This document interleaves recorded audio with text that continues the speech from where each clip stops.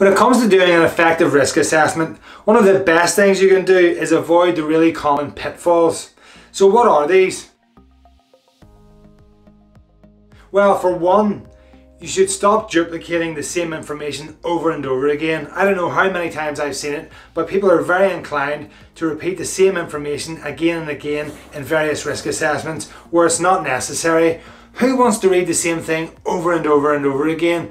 Nobody does. So stop sounding like a broken record, say it once and say it well, and you'll have a much better chance of getting your message across. The second thing that we see all the time, and this is a real bugbear of mine, and you see it across not only health and safety but a range of different things in the workplace, and that is copying and pasting information from something from a completely different context, job or activity. Don't get me wrong, you always need somewhere to start, and it's good to take existing information and use it, but always remember you need to put in specific detail. That's the purpose of a risk assessment, so make sure you're putting in information that's relevant to what you're doing.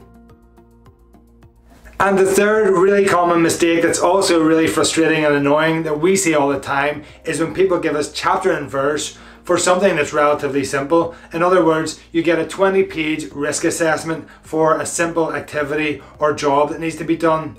Why do people do that? You don't need to put that much information in. Giving people way too much, are they going to read it, consume it and act upon it? It's likely that they're not. So what you really want to do is make it as concise, as non-technical and as actionable as you possibly can if you want to have the most impact. So a quick tip is, I always think about it in a way of, would my 4-year-old kid be able to understand this if I read it to them? If you get to the point where you look at a document and you say, actually, most people could understand that, then you're on the money.